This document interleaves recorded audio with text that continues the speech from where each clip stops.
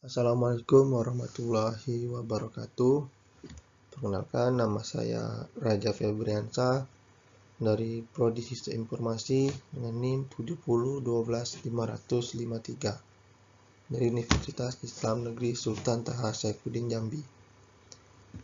Di sini saya akan menjelaskan mengenai konsep sistem informasi, yaitu ada definisi sistem informasi, komponen sistem informasi, karakteristik sistem informasi, manfaat dan tujuan sistem informasi, dan perkembangan dan jenis-jenis sistem informasi.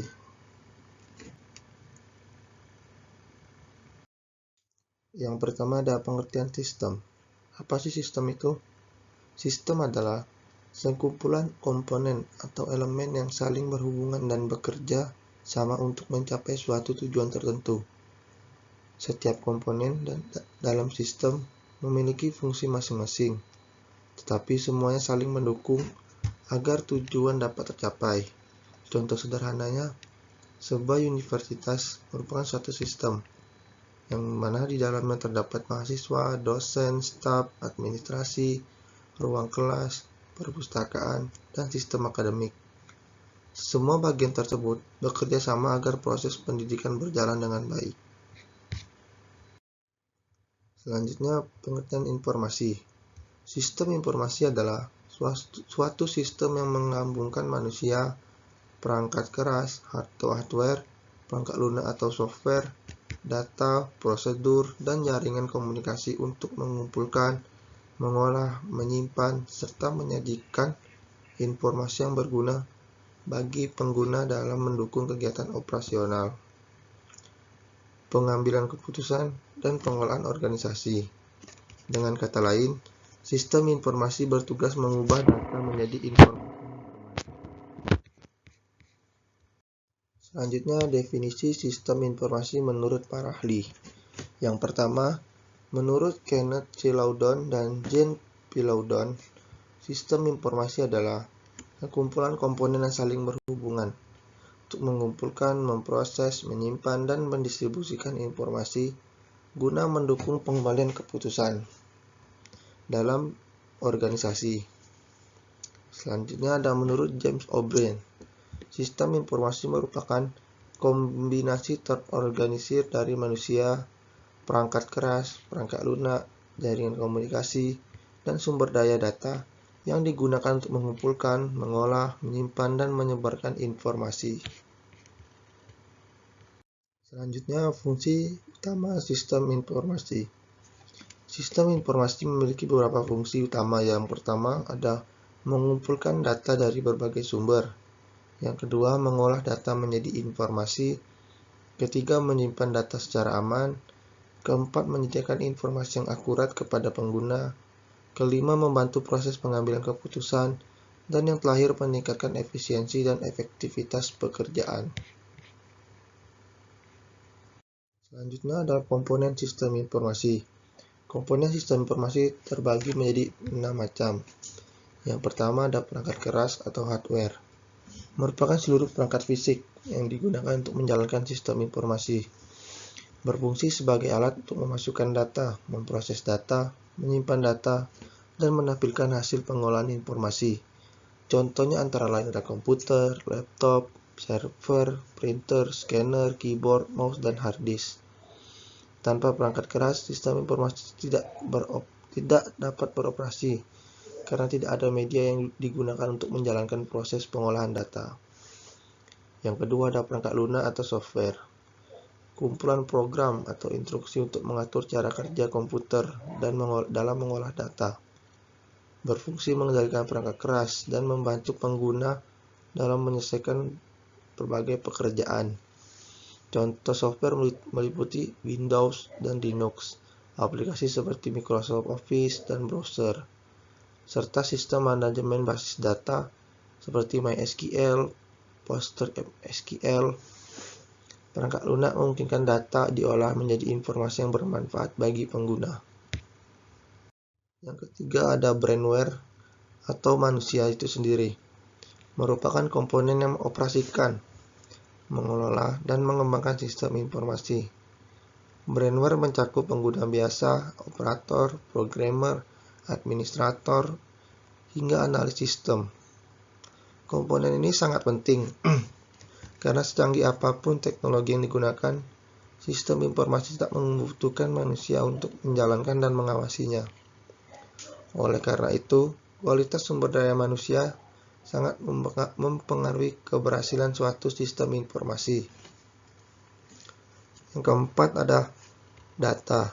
Data merupakan fakta-fakta mentah yang menjadi bahan dasar dalam sistem informasi. Data dapat berupa angka, teks, gambar, suara, maupun video yang dikumpulkan dari berbagai sumber. Data yang telah diproses akan menghasilkan suatu informasi yang memiliki makna dan dapat digunakan untuk mengambil keputusan. Oleh karena itu, data yang tepat sangat diperlukan agar informasi juga berkualitas. Yang kelima ada prosedur. Prosedur adalah serangkaian aturan, kebijakan, dan langkah kerja yang digunakan dalam menjalankan sistem informasi. Prosedur berfungsi sebagai pedoman agar setiap aktivitas dilakukan secara teratur, konsisten, dan sesuai tujuan organisasi. Contoh prosedur adalah login pengguna, prosedur penginputan data, pembayaran, pembuatan laporan. Dengan adanya prosedur yang jelas, risiko kesalahan dalam pengolahan sistem dapat diminimalkan. Yang terakhir ada jaringan komputer atau network.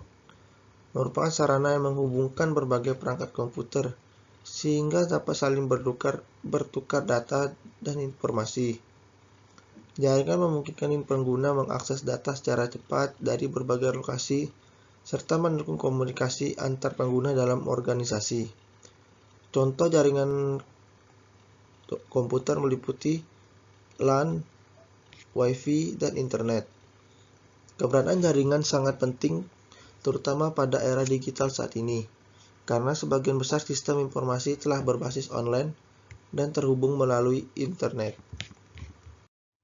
Dengan demikian, keenam komponen tersebut saling melengkapi dan bekerja sama dalam menjalankan sistem informasi. Jika salah satu komponen tidak berfungsi dengan baik, maka kinerja sistem informasi secara keseluruhan dapat terganggu.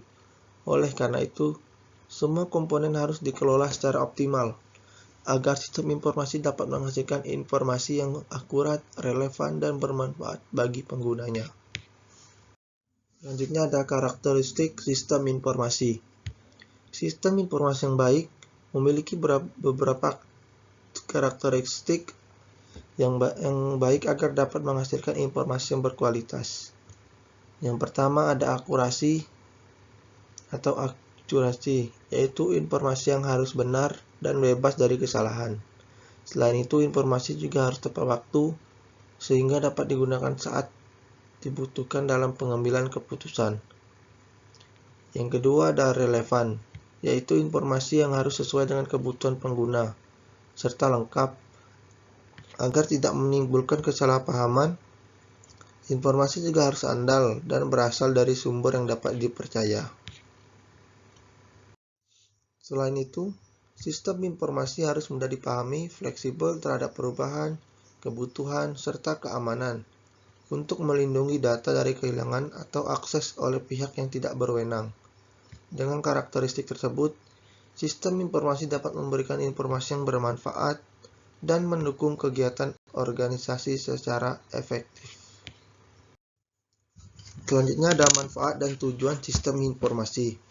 Sistem informasi bertujuan untuk menghasilkan informasi yang akurat, cepat, dan relevan, sehingga dapat membantu organisasi dalam mengambil keputusan. Selain itu, sistem informasi juga bertujuan untuk meningkatkan efisiensi kerja, mempermudah pengolahan data, serta mendukung kegiatan operasional agar berjalan lebih teratur dan efektif. Manfaat sistem informasi antara lain mempermudah penyimpanan dan pencarian data, mempercepat pembuat laporan, mengurangi kesalahan kerja, serta meningkatkan produktivitas bagi pengguna dan pelanggan. Sistem informasi membantu memperoleh layanan informasi dengan lebih cepat, mudah, dan tepat. Selanjutnya, Perkembangan dan jenis sistem informasi. Perkembangan sistem informasi mengalami perubahan yang sangat pesat seiring perkembangan teknologi. Awalnya pengolahan data dilakukan secara manual menggunakan buku dan dokumen. Selanjutnya ke era komputerasi, kemudian memanfaatkan jaringan internet sehingga dapat diakses secara online. Saat ini, sistem informasi telah memasuki era digital dengan memanfaatkan teknologi cloud computing, AI, dan IoT untuk meningkatkan efektivitas dan kualitas layanan.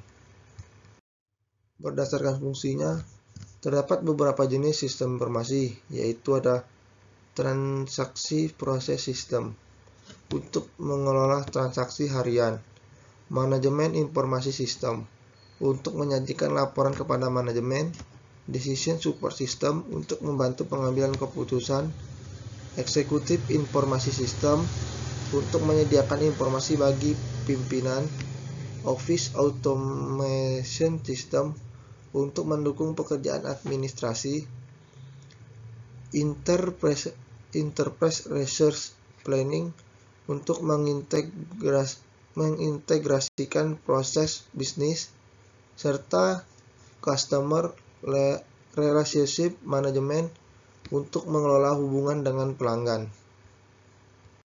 Demikian yang dapat saya sampaikan, lebih kurang saya mohon maaf. Saya akhiri. Wassalamualaikum warahmatullahi wabarakatuh.